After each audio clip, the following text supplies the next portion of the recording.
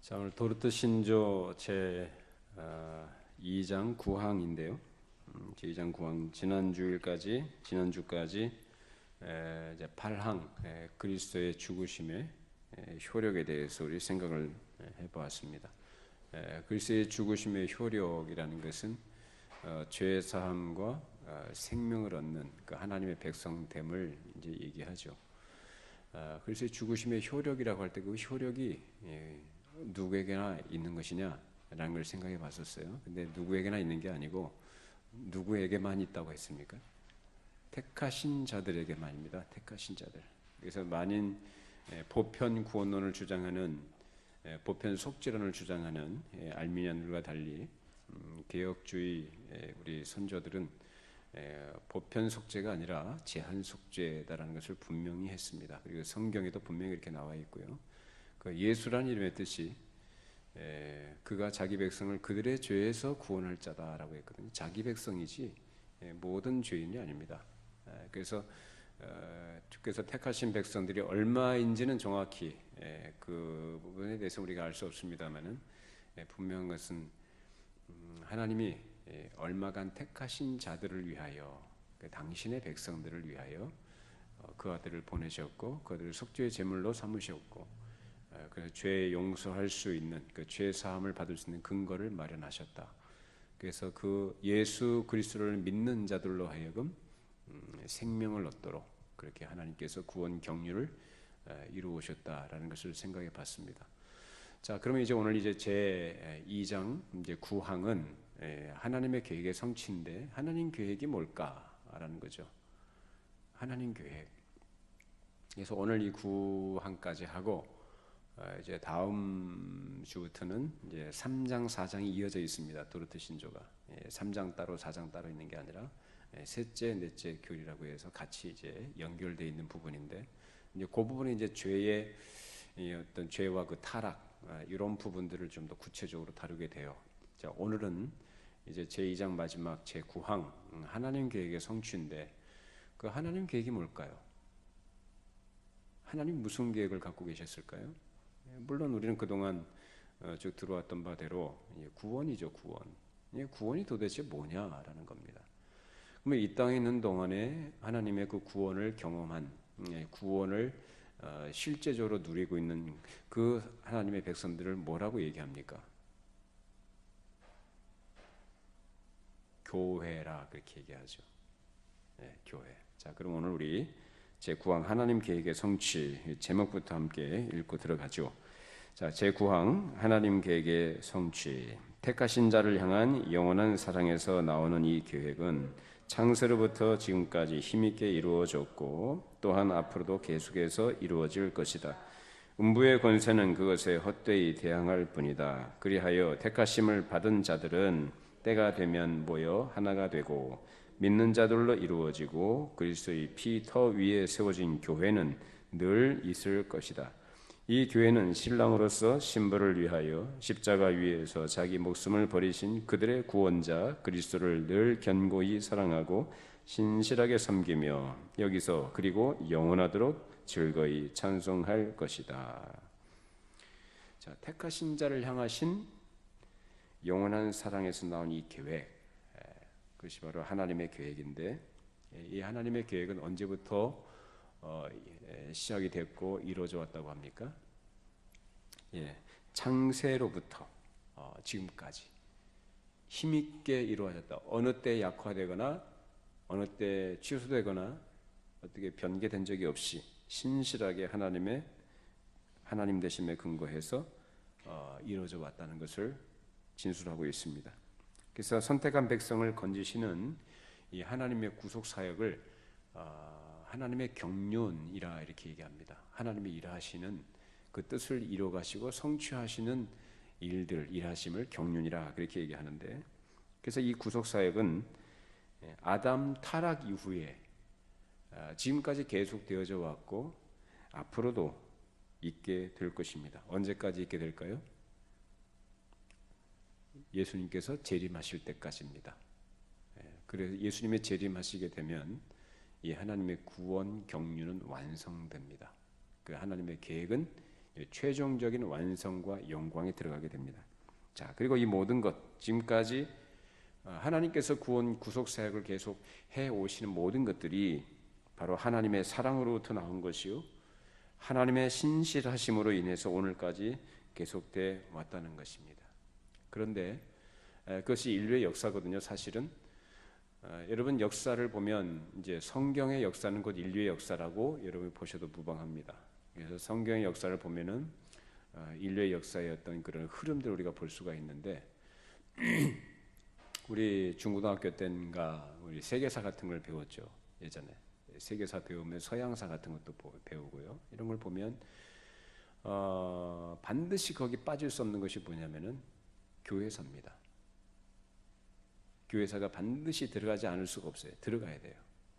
그것이 바로 사실상 세계사의 어떤 출발이라고 할까요? 굉장히 핵심을 이루고 있는 부분이기도 하거든요. 그래서 이러한 그 성경의 역사도 보면은 이 하나님의 구속 계획, 구속 사역을 행하시는 이루하시는 이 모든 일들에 대해서 계속적인 방해 공작들이 있었다라는 거죠. 어떤 방해입니까? 사단이 하나님의 구원 계획을 계속해서 방해 왔어요. 그래서 에덴 동산부터 하나님의 영광이 찬란하게 드러나는 그 모든 것들에 대해서 그것을 훼손하려는 시도, 그래서 하나님의 영광을 찬탈하려고 했던 이 사단의 계획이 그 이후로 이제 자기가 유혹했던 그 사람의 타락으로 인해서 그 타락한 인간으로 하여금 그 하나님을 대적하는 그 일에 선봉에 서도록 그렇게 역사를 계속 해왔죠. 그래서 하나님의 구원 계획을 끊임없이 지속적으로 방해해 온 것이 바로 사단의 일이었습니다.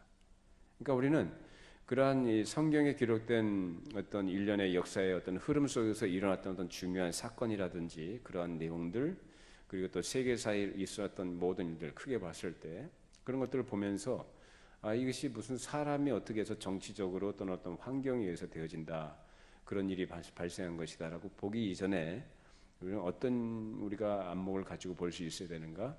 하나님 나라의 관점을 가지고 그 모든 사건들을 보고 해석할 수가 있어야 합니다.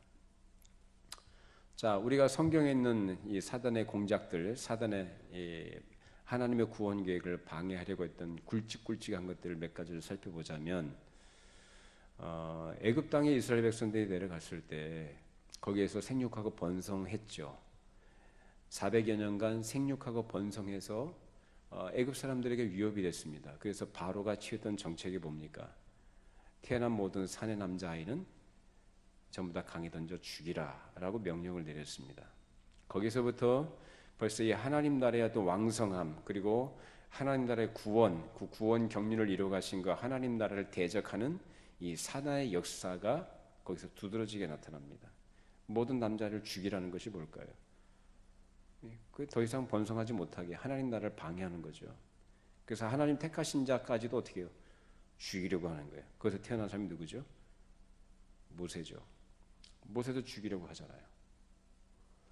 자, 이제 또 그 모세가 또한 예수님을 예표했다고 한다면 또 바로 왕이 이스라엘 백성들 남자아이를 다 죽이려고 했던 일들이 그 하나님 나라를 대적하는 메시아를 대적하는 그런 행위였다고 한다면, 이제 또 신약 시대로 들어서서 이제 예수님께서 오신 이후에 예수께서 태어나신 때에 누가 또 그 역사를 이어갑니까?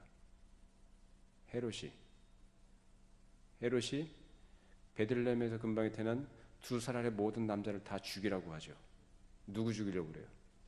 예수님, 구원자, 메시아, 하나님의 아들. 이 하나님의 구원 계획을 다 죽이려고 방해하고, 최종적으로 예수님께서 십자가에서 이제 죽으시죠. 그때 사단은 자기가 승리했다고 쾌재를 불렀겠죠. 박수 쳤겠죠. 드디어 내가 수천 년 동안 그렇게 노리고 노렸던 이 구원자를 죽였다, 내가 없애버렸다라고 승리의 함성을 질렀는지 모르겠어요. 그러나 예수님께서는 그 죽음을 이기시고 부활하신 줄로 믿습니다. 그것이 하나님의 구원 계획이었거든요. 근데 사단은 자기가 그렇게 한 것으로 다 끝난 줄 알았어요. 아니에요. 그래서 부활하심으로써 승리하셨다고 할 때, 그래서 이것은 이제 우리에게 이제 그것을 구원 적용을 한다면, 이제 현재 우리에게 이미 우리에게 구원이 주어진 것으로 하나님의 나라가 이미 임한 것으로 그러나 아직 이미와 아직이라는 그 메시지가 우리에게 주어지는 거죠. 그래서 이미와 아직이라는 그런 긴장 속에서 지금 우리가 현재를 살아가고 있는 현 시대를 살아가고 있는 그래서 주님께서 다시 재림하시기 전까지의 모든 인류의 역사가 이미와 아직 사이에 있는 그런 긴장 속에 있다라는 것을 성경이 가르칩니다. 자, 이것을 이제 크게 이제 그 성격을 이제 살펴봤는데요. 자, 그래서 이제 사탄의 방해 공작이 하나님의 구원 계획을 무너뜨리고자 했지만은 하나님의 구속은 그 백성이 완성될 때까지 계속 펼쳐지게 될 줄로 믿습니다. 하나님은 아무리 마귀가 방해해도 하나님의 택하신 백성들이 수가 차기까지 그 일하신 것을 멈추지 않으셔요. 그래서 예수님께서도 오셨을 때 예수님께서 뭐라고 하십니까? 자, 우리 요한복음 5장 한번 찾아보실까요? 요한복음 5장 16절에서 17절까지.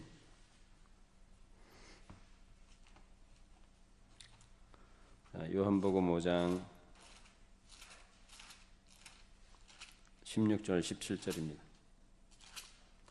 자, 같이 함께 읽어보시죠. 그러므로 안식일에 이러한 일을 행하신다 하여 유대인들이 예수를 박해하게 된지라. 예수께서 그들에게 이르시되 내 아버지께서 이제까지 일하시니 나도 일한다 하시매. 참 이 사건의 이 배경이 말씀의 배경은 우리가 이전에 살펴봤던 부분입니다. 베데스다 연못가에 38년 동안 병으로 누워 있던 사람을 예수님께서 고쳐 주시죠. 그 자리에서 일어나도록 하시죠. 그날이 언제였어요? 안식일이었죠. 그래서 안식일에 이런 일을 한다 해서 유대인들이 이제 예수님을 이제 힐난하고 이제 비난합니다. 자, 그래서 예수님께서 하신 말씀이에요. 내 아버지께서 이제까지 일하시니 나도 일한다. 그러니까 하나님께서 즉 내 아버지가 하시는 일이 뭡니까? 그 아버지가 하시는 일은 죄인을 그 죄의 저주에서 사망의 그 자리에서 건져내셔서 생명을 얻도록 하시는 것이 하나님의 일이거든요. 하나님께서는 그 일을 하시는 거예요. 그것이 구원이거든요. 그 일을 위해서 보내심을 받은 분이 바로 예수님. 그래서 그러니까 예수님께서 이 땅에 계신 것, 그 당시에 계셔서 이 모든 일들을 하시는 것, 안식일에 하시는 모든 일들이 뭐냐? 바로 하나님의 일이다 그거예요.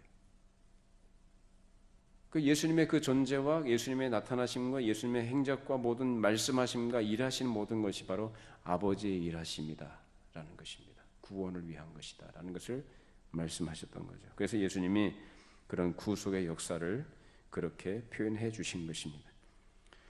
자, 이렇게 하나님의 계획은 구원받은 성도들로 하여금 이루어지는 참된 교회의 완성, 또 그 교회를 통하여 하나님과 그 나라의 영광이 찬란하게 드러나는 데 있습니다. 그래서 이 땅에 구원받은 즉 선택받은 자들을 구원하시는 그 하나님의 일하심의 결과로 이 땅에 나타나고 존재하게 되는 것이 뭔가?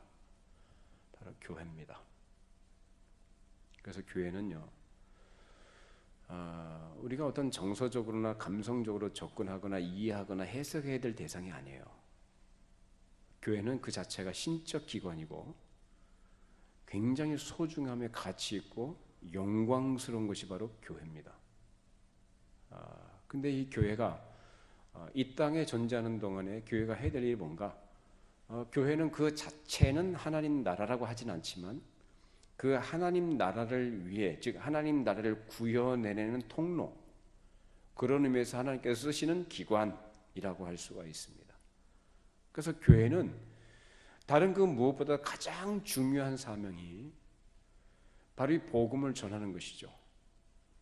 하나님의 구원의 메시지를 죄인들에게 바르게 선포하고 가르치고 그들로 하여금 이제 성령께서 그 안에 역사하셔야 되겠습니다만 그 성령님의 역사하시는 것을 기대하고 그 믿는 믿음 안에서 교회가 할 수 있는 최선의 노력과 할 수 있는 힘을 다해서 죄인들에게 복음을 전하는 것이 교회가 해야 될 일인 것이죠. 그래서 교회가 하나님이 택하신 백성들이 누구인지는 이 땅에 있는 동안에 명확하게 뚜렷하게 집어서 말할 수는 없지만 그 누가 됐든지 간에 복음을 듣는 자들로 하여금 마음을 감동하시고 그 영혼을 일깨우셔서 하나님의 교회에 참여케 하시는 역사는 우리 성령께서 하시는 것입니다. 그래서 교회는 계속해서 이 땅에 있는 동안에 그런 하나님 나라의 구속 사역을 위해서 그런 신적 기관으로서의 사명과 그 역할에 충실해야 되는 겁니다. 그래서 교회는 도덕을 가르치고 어떤 세상 인생의 처세 수준이나 또는 어떤 가정의 행복이니 뭐 이렇게 사람이 자꾸 추구해 나가는 가치 있는 것들을 구현해내고 그것을 실현해내는데 목적이나 의미를 두어서는 안 됩니다. 그거는 복음 안에서 하나님 주시는 은혜와 또 하나님 주시는 어떤 선물로서 우리가 누릴 수 있는 부분들이긴 하지만 그것이 목적은 아니에요. 그것이 본질이 아니다 그 말입니다. 구원이 즉 죄에서 구원하시고 하나님의 백성 되게 하시는데 교회가 또 그런 통로가 되는 것이고 또 그러한 교회가 그 하나님의 영광을 위해서 충성을 다해야 하는 것이죠. 우리 교회가 그런 교회가 되기 바랍니다. 여러분이 그런 교회의 구성원, 지체 역할을 충실하게 하시기를 바랍니다. 그러니까 교회는 그냥 별 생각 없이 그러니까 여러분 이제 수요일 나오실 정도면은 그래도 어느 정도의 신앙적인 기초라든지 어떤 본질적인 부분에 충실하신 분들이라 여겨지기에 그렇게 원색적으로도 말씀드릴 수가 있어요. 편하게 말씀드립니다. 그러니까 어영부영 교회 종교 생활하듯이 들락날락 하는 거 아닙니다. 그건 신앙생활 아니에요. 물론 이제 뭐 그런 것도 하나의 과정이라고 한다면 그런 과정을 거쳐서도 또 어떤 부분을 이루어 가시는 또 하나님의 일하시는 어떤 측면들이 있는 건 분명하죠. 뭐 어느 누가 뭐 한순간에 갑자기 뭐 뻥튀기 튀기듯이 그렇게 한꺼번에 되겠습니까? 다 과정들이 있고 또 시행착오도 있는 것이고 또 실수도 하면서 그렇게 자라가는 부분들이 있죠. 그러나 이제 그런 것들은 과정이라고 얘기할 수 있지만 본질적으로 교회라는 것은 그렇게 인간 중심적으로 인간 편에 맞춰서 편의주의적으로 해석을 하거나 이해를 하는 기관이 아니라 하나님께서 통치하시고 다스리는 신적 기관이다라는 것. 죄에서 건져내시고 사망 권세로부터 생명을 누리는 하나님의 백성들의 모임, 그것이 바로 교회인 거예요. 그래서 얼마나 이것이 귀하고 얼마나 가치 있는 것인지 여러분이 아셔야 하는 것입니다. 자, 그러면 이 땅에 있는 교회가 그러면 그 교회의 성격을 규정할 때 그러면 교회 어떤 교회가 있는가라는 것입니다. 이 땅에 있는 교회는 참된 교회가 있고 거짓된 교회가 있어요. 이거는 뭐 왜 이렇게 기독교는 배타적이냐? 왜 너의 신앙은 왜 너는 왜 이렇게 독선적이고 배타적이냐라는 말을 듣는 이런 경우들이 있는 것이 사실인데 기독교가 말이에요. 다른 종교들은 그런 거 없거든요. 왜요? 다른 종교는 어때요? 다 포용적이죠. 예? 다 포용적이고 다 인정하고 우리 같이 가자, 서로 교제하자, 뭐 이런 측면을 많이 강조하지 않습니까? 그러다 보니까 뭐 우리 같이 모든 종교는 하나다, 뭐 이렇게까지 얘기해도 다 마음 따뜻한 얘기로 받아들이고 수용을 하니까 그런 얘기들을 안 해요. 근데 유독 교회에 대해서만큼은 특히 복음에 대해서 배타적이다, 너무 독선적, 왜 너희만 옳다고 하느냐라는 것을 이제 비난을 많이 합니다. 근데 그럴 수밖에 없어요. 그럴 수밖에 없어요. 어떻게 같이 갑니까? 아닌 건 아닌 거죠.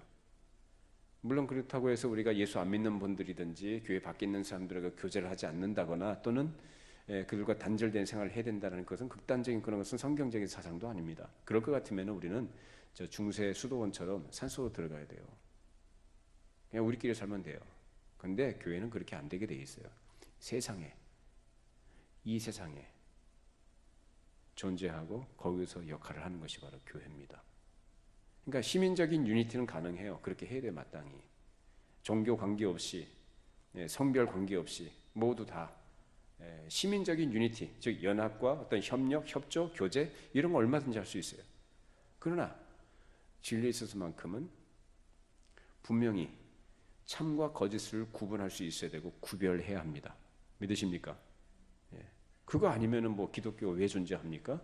다른 종교하고 똑같이 그냥 가면 되는 거죠. 뭐 좋은 게 좋은 거 아니겠어요? 네. 뭐 좋은 게 좋은 거죠. 뭐 불교나 뭐 유교나 뭐 이슬람교나 서로 사이좋게 지나면 평화를 누리고 얼마나 좋아요. 근데 그게 아니잖아요. 진리가 그렇게 너도 좋고 나도 좋다는 식으로 가는 게 아니죠.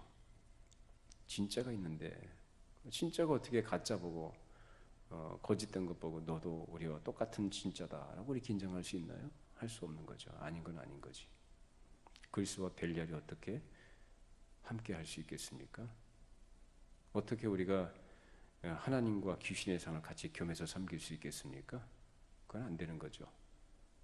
자, 그래서 이 땅에는 필연적으로 참된 교회와 거짓된 교회로 구분되고 나눌 수 있는 것이죠. 그래서 칼빈이라는 칼빈도 교회를 가견적 교회와 비가견적 교회로 분류를 했어요.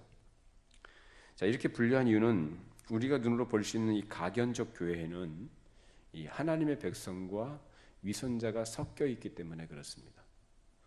그래서 눈에 보이는 교회, 즉 가견적 교회라고 그래요. 그러면 이 땅에 있는 모든 교회는 그런 의미에서 어떤 교회예요? 가견적 교회다라는. 이 땅에 있는 교회는 전부 다 가견적 교회. 물론 이제 우리가 이제 쉽게 이해를 돕자면은 뭐 교단 관계없이요, 교파 관계없이 그런 교회들이 이제 가견적 교회라고 할 수 있는데, 자, 우리 마태복음 13장 한번 찾아보실까요?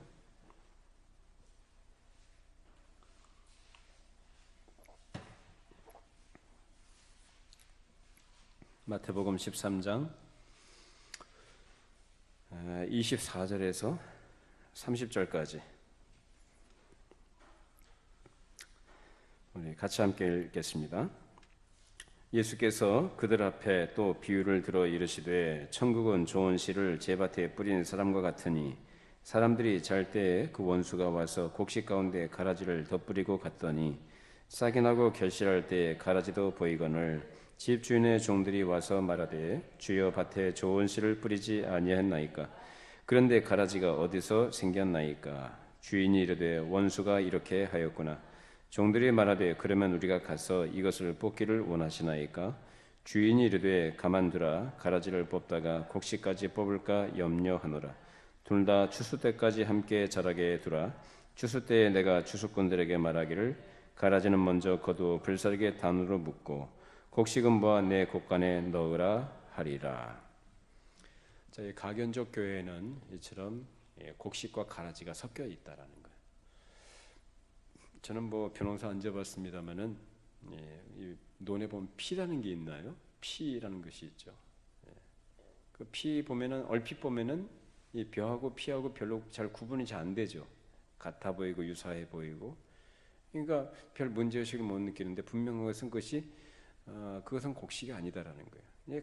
그런 것처럼 이 땅에 있는 가견적 교회는 이런 가라지 같은 자들이 섞여 있다라는 것입니다. 이거는 하나님이 심으신 것이 아니에요. 하나님의 백성이 아님에도 불구하고 그 가견적 교회 안에는 이런 위선자들이 섞여 있다라는 것입니다. 이건 누가 심은 거예요? 마귀가 심죠, 마귀가. 그래서 그가 교회 안에서 어떤 부정적인 영향력을 얼마나 끼치는가 안 미치는가하고 관계없이 그가 그 교회 안에 존재함으로 인해서 교회는 해를 입습니다. 해를 입고 그로 인해서 하나님의 구원 계획이 또 지장을 받는 부분들이 적지 않고요. 그리고 그 영혼에게도 참 불행한 일이고요. 그래서 이런 가라지 같은 자들이 있는데 그걸 다 솎아내야 되느냐? 이 땅에 있는 동안에. 그게 가능하지도 않고요. 되지도 않습니다. 그래서 뭐라고 하십니까? 주님이 추수 때까지 그냥 내버려둬라. 추수 때에 그때 갈라서 불에 던지고 얇은 곡간에 모아서 드릴 것이다 라고 말씀하신 겁니다. 그래서 이 땅에 있는 동안에 이런 참된 교회 안에도 이런 가라지 같은 존재들이 있다. 그래서 이 교회 안에 이런 위선자들이 있다는 것을 성경이 가르치고 있습니다. 자, 그러면 우리 요한계시록을 넘겨보실까요? 요한계시록 21장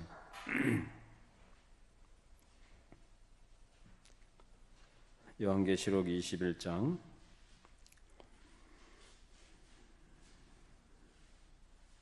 자, 1절에서 8절이고요. 그 다음에 26절, 27절 이어서 읽겠습니다. 자, 먼저 21장 1절에서 8절까지 읽어보시죠.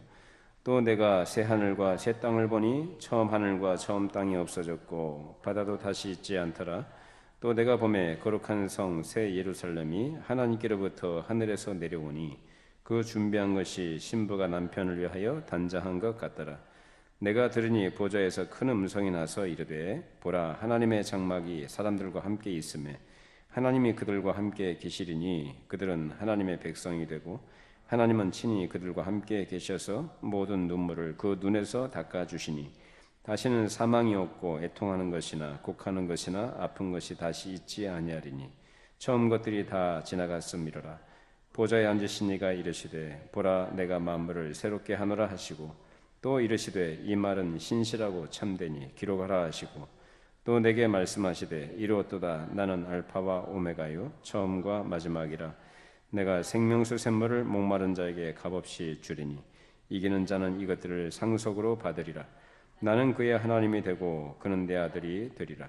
그러나 두려워하는 자들과 믿지 아니하는 자들과 흉악한 자들과 살인자들과 음행하는 자들과 점술가들과 우상 숭배자들과 거짓말하는 모든 자들은 불과 유황으로 타는 못에 던져지리니 이것이 둘째 사망이라. 26, 27절 사람들이 만국의 영광과 존귀를 가지고 그리로 들어가겠고 무엇이든지 속된 것이나 가증한 일 또는 거짓말하는 자는 결코 그리로 들어가지 못하되 오직 어린 양의 생명책에 기록된 자들만 들어가리라.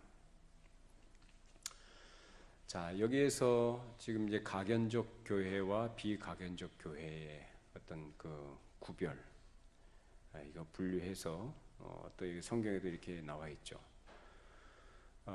신부가 신랑을 위해 단장한 것 같다. 그것이 이제 앞으로 이제 새 하늘과 새 땅으로 표현된 이제 새 예루살렘에 속한 하나님의 백성들을 얘기합니다. 그것이 뭐냐? 교회입니다. 거룩한 교회. 그래서 이 비가견적 교회라고 하는데, 가견적 교회는 이 땅에 있는 동안에 위선자가 섞여 있지만 비가견적 교회는 그 성격이 어떨까요? 그야말로 진실하고 참된 교회.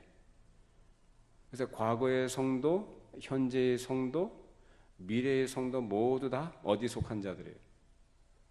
비가견적 교회에 속한 자다. 즉 천상교회에 속한 자들이다. 그러면 지금 이 땅에 있는 교회, 이 땅에 있는 교회를 우리 이제 가견적 교회라고 하지만 이 가견적 교회 안에 또 뭐가 있다는 얘기예요? 비가견적 교회가 존재하며 또한 더 천상에 우리보다 먼저 앞서 하나님의 부르심을 받아 올라간 천상의 성도들이 있죠. 그들도 역시 교회입니다. 믿으시죠? 그분들도 교회예요. 그 천상에 있는 교회와 지금 현재 이 땅에 있는 교회 모두가 어떤 교회? 비가견적 교회다라는 거예요. 무슨 말씀인지 이해가 되시죠? 참 성도들이다라는 것이죠. 그래서 위선자들은 거기 들어갑니까? 못 들어갑니까? 못 들어가요. 그러니까 위선자들은 이 땅에 있는 동안에 이 가견적 교회에는 속할 수 있고 거기서 활동할 수 있지만 비가견적 교회는 전혀 거기는 속할 수도 없고 들어갈 수가 없다라는 거예요. 그래서 그런 자들은 어떻게 하신다고 그래요? 불과 유황못에 던져지게 될 것이다. 그래서 위선자들을 뭐라고 표현하고 있냐면 이 사람들은 아까 읽었던 21장 8절 말씀 보면 두려워하는 자들, 믿지 아니하는 자들, 흉악한 자들, 살인자들, 음행하는 자들, 점술가들, 우상 숭배자들, 거짓말하는 모든 자들, 이 사람들이. 자, 이것을 이제 뭐 어떤 행위를 초점으로 해서 그 특징을 얘기한 게 아니고 하나님 없이 자기가 인생의 주인 노릇하던 그래서 이 세상에서 자기 육신을 위해서 살던 모든 사람들을 이렇게 그 특징들을 표현하는 거죠. 이 사람들은 하나님의 사람이 아니다라는 거예요. 그리고 이 사람들은 이 땅에 있는 동안에 가견적 교회에 역시 포함되어 있는 사람들이다라는 것이죠. 그러니까 이 가견적 교회, 이 땅에 있는 교회, 이 땅에 있는 교회 안에는 이러한 자들이 있다라는 거예요. 그러나 마지막 날에 마지막 때 추수 때에는 모든 것이 다 드러난다. 그때에는. 그래서 거기는 알곡, 즉 곡간에 들어가는 것은 알곡들만 들어가듯이 알곡 성도들만 비가견적 교회 그 영광이 들어간다라는 것을 말씀하고 있습니다. 그래서 26절, 27절 아까 읽었던 부분 다시 보시면 사람들이 만국의 영광과 존귀를 가지고 그리로 들어가겠고, 여기서 말하는 사람들은 누굴까요? 구원받은 하나님의 백성들입니다. 여러분 모두 여기 다 포함되기를 바랍니다. 여기다 해당되시는 분들이 되기를 바랍니다. 그리고 여러분들이 그렇게 소원하시고 여러분을 확인하시고 확신 가운데 거하시기를 바랍니다. 그래서 그 사람들이 만국의 영광과 존귀를 가지고 그리 들어가겠고, 그러나 27절에 무엇이든지 속된 것이나 가증한 일 또는 거짓말하는 자는 결코 그리로 들어가지 못하되 오직 어린 양의 생명책에 기록된 자들만 들어간다라고 말씀합니다. 하나님의 은혜로 구원받은 자들을 여기서 생명책에 기록된 자들로 표현합니다. 이처럼 비가견적 교회는 진정한 하나님의 백성으로만 구성된 교회입니다. 그래서 비가견적 교회는 하나님께서 창세로부터 예수께서 재림하셔서 이 세상을 심판하실 때까지 모든 성도들이 다 포함이 되는데, 지금 이 땅에 있는 교회와 천상에 있는 교회, 그리고 따라서 비가견적 교회는 마지막 날 그리스도께서 자신의 성도들을 모으실 때에 나타나게 됩니다. 그래서 이때 그 선택된 백성이 하나로 모아지고 이제 위선자들은 회중 가운데 들어올 수 없다. 오직 진정한 백성만이 모인 그리스도의 신부로 단장된 교회입니다. 자, 우리가 이 땅에 있는 동안에 그 그리스도의 신부로 단장된 그런 신부로서 단장되어져가는 그런 신실한 믿음을 가지고 생활하기를 바랍니다. 하나님의 은혜로 구원받았으니까 우리는 그러면 다 된 거 아니냐? 결정론적, 운명론적으로 여러분 이유를 이해하시면 안 돼요. 구원받은 선택된 백성들의 특징이라는 게 있어요. 특징. 그러니까 구원받았으니까 다가 아니고 참으로 구원받은 그 하나님의 은혜로 구원받은 것에 대한 감사하는 마음과 사랑하는 마음과 하나님의 어미로우심에 대한 그 경외심을 가지고 살아가는 사람이 구원받은 사람이라고 한다면, 그 사람들은 어떻게 이 땅에서 교회로서 존재하며 교회의 역할을 하며 교회의 지체로서 살아갈까라는 것입니다. 그것으로 자기 확인하면 되는 거예요. 그걸로 자기 자신을 확인하면 되는 거예요. 그리고 그걸로 감사하시면 됩니다. 그리고 두려워하실 필요 없습니다. 아무 염려할 필요 없어요. 걱정할 거 없어요. 의심할 거 없어요. 내가 그 하나님의 은혜로 구원을 받은 하나님의 백성으로서 이 땅에 있는 가견적 교회에 속해 있는 자로서 그럼 나는 어떤 존재냐라는 걸 확인하는 거예요. 교회는요, 보통 뭐 세간의 사람들이 말하는 것처럼 무슨 이름 지어가지고 간판 달고 불 켜놓으면 사람들이 모이는 게 교회가 아니에요. 사람들이 세상적인 어떤 판단 기준을 가지고 뭐 큰 교회니 작은 교회니 이렇게 말한다고요. 그런 평가에 의해서 좌우되는 것이 교회가 아니에요. 예수님 말씀하셨잖아요. 두세 사람이 내 이름으로 모인 곳에 나도 그들과 함께 있겠다고 말씀하셨습니다. 여러분이 성전인 줄로 믿으시기 바랍니다. 여러분이 성전이에요. 그러니까 결국은 뭐냐면 하나님과의 내가 그런 인격적인 생명의 관계 속에 있느냐 아니냐가 중요한 거지. 어쩌면 외적인 어떤 사람들이 말하는 판단 기준에 의해서 이러니 저러니 말하는 건 전혀 아무 의미가 없어요. 근데 사람들은 너무 거기 큰 의미를 부여하고 거기 또 어떤 안주하기도 합니다. 참 위험한 거죠. 성경이 가르치는 신앙과 믿음, 교회는 그런 게 아니거든요. 그 교회는 뭐냐? 그리스도께서 자기 피를 주고 구입하신 것이 바로 교회예요. 예수님이 저를 비롯해서 여러분 모두 여러분 각자 한 분 한 분을 그 핏값을 치르시고 여러분을 사셨습니다. 여러분을 사오셨다고요. 핏값을 치르시고. 그러니까 여러분 누구 소유예요? 김선희 집사님 누구 소유예요? 예수님 소유죠. 여러분의 인생과 여러분의 생명 모든 것이 여러분 게 아니에요. 그리스도의 소유라고요. 그리스도의 소유. 이걸 우리가 잊어버리면 안 됩니다. 그러니까 내가 나를 주장해서는 안 되는 것이고 내 마음과 내 뜻이 앞서서도 안 되고 내 인생의 목적을 위해서 내가 살아가서도 안 된다는 거예요. 오직 하나님의 거룩하신 뜻이 무엇인지 성경을 통해 우리에게 알려주신 바대로 그 뜻을 알고 깨달았게 하시는 그 은혜 안에서 자기 자신이 내 것이 아니라 주님의 것임을 고백하면서 그냥 종교적 감정에 의해서 그냥 울컥해서 주님의 것입니다가 아니라 모든 상황과 모든 여건 속에서 나는 나의 것이 아니라 주님의 것입니다 라고 고백하고, 그럼 그 고백하는 사람은 어떻게 살아야 돼요? 그 주님의 뜻을 따라 살아야죠.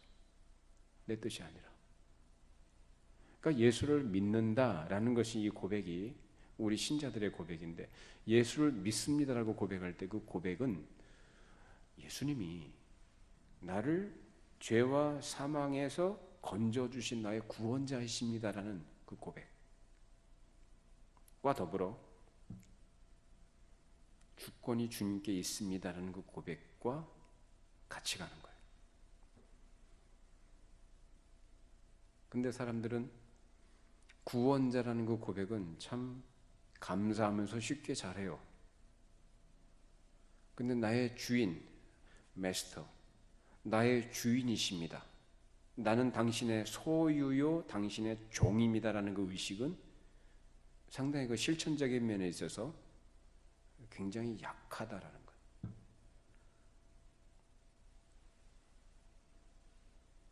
그러니까 어찌 보면은 참 그 부분이 약하다는 것이 우리가 또 싸워야 될 내용일 수도 있고 또 계속해서 우리가 이루어져 가야 되는 그런 내용인 것은 분명하지만, 분명히 기억해야 될 것은 나는 내가 주인이 아니다라는 것, 종이다, 주님의 소유다. 그러니까 나는 누구의 뜻에 복종하고 순종해야 됩니까? 나를 피로 사신 주인 대신 그 주께서 거룩한 교회를 다스리시고 통치하시는 일에 내가 복종해야 되는 거예요. 그 앞에 굴복해야 되는 것이고 복종해야 되는 거예요. 그것이 성경이 가르치는 교회입니다. 근데 오늘날은 뭐 어느 시대나 그랬겠죠. 그런데 어느 시대나 그랬습니다마는 날이 갈수록 이 세상의 풍조가 굉장히 더 세속화되어지고 인본주의 사상이 아주 뼛속같이 어려서부터 모든 사람들 뼛속까지 그 인본주의 사상으로 물들어 있다 보니까 이런 성경의 전통적인 가르침, 그 옛적 길로 표현된 예수를 믿는 신자로서의 삶의 어떤 성격과 그 내용들에 대해서는 거리감을 느껴요, 사람들이. 그만큼 사람들은 자기 자신에게 익숙해져 있다. 자기 이익과 자기 만족, 그러니까 자기가 중심이 되어지는 모든 삶의 내용들에 너무 익숙해져 있어서 이런 그리스도의 통치와 다스림에 순종했는 이 가르침에 대해서 고개는 다 끄덕이고 동의는 하지만 실제적인 실천적인 면에 있어서는 이런 부분들이 안 되는 부분들이 상당히 많이 있어요. 자기 주장하기 좋아하고 교회 안에서 교회에 하나님께 세우신 그 권위와 질서까지도 무시하고, 그러니까 자기가 기분이 괜찮고 감정이 괜찮을 때는 괜찮아요. 그런데 자기 기분이 좀 나빠지거나 감정이 좀 불편해지거나 그러면 자기 마음대로 해버려요. 사람이니까 그렇죠. 그러나 예수 믿는다라는 그 고백 속에 들어있는 성경의 요구에 대한 우리의 태도는 그래서는 안 된다.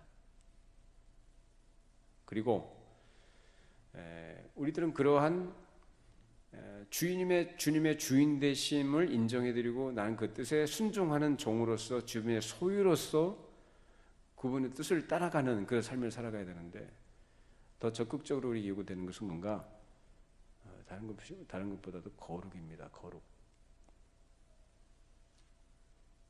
새 예루살렘이 신랑을 위하여 단장한 신부 같다라고 했어요.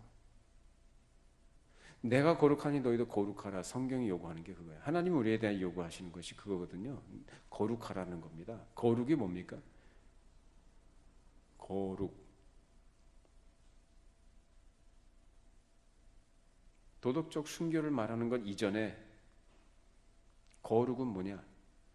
하나님께 바쳐진 것입니다. 하나님께 드려진 그것을 거룩이라 그래요. 하나님께 속한 것을 거룩이라 그래요.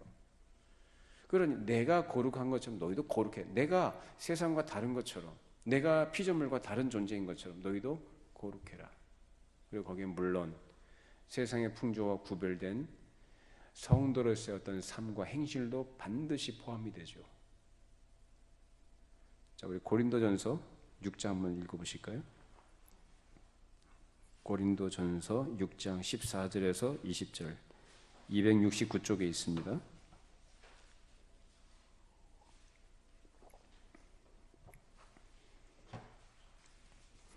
고린도전서 6장 14절로 20절 말씀 같이 함께 읽습니다.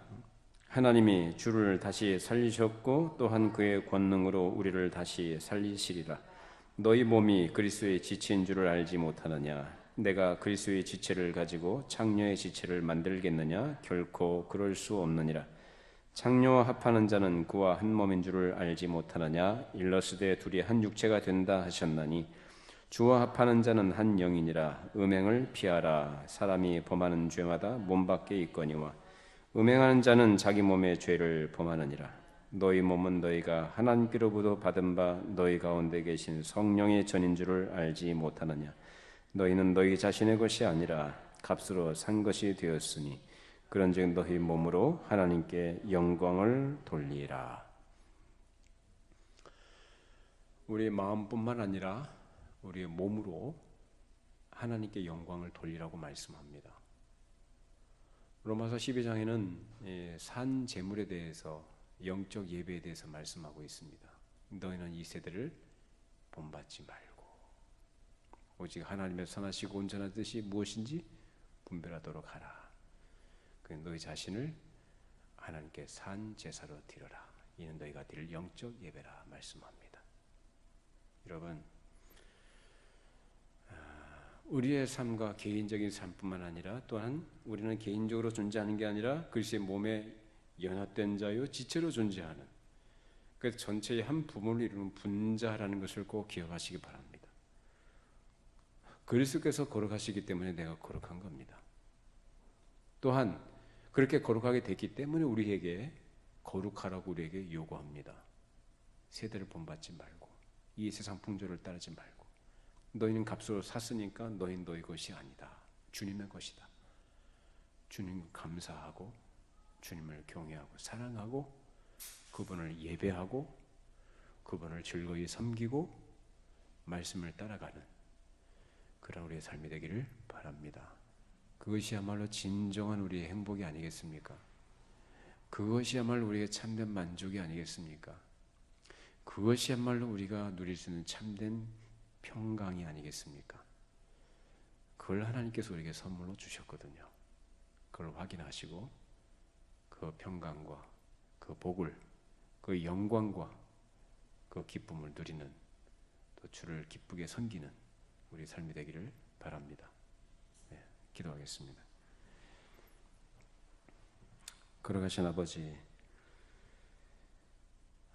하나님의 계획이 무엇인지, 하나님께서 어떻게 성취하셨는지, 그 성취의 결과를 누리고 있는 또 그것을 경험하고 있는 우리의 현재 모습이 무엇인지, 또 우리에게 요구되는 또 교회로서의 본분과 사명이 무엇인지 우리로 하여금 생각할 수 있도록 귀한 시간을 허락해 주신 것을 감사드립니다.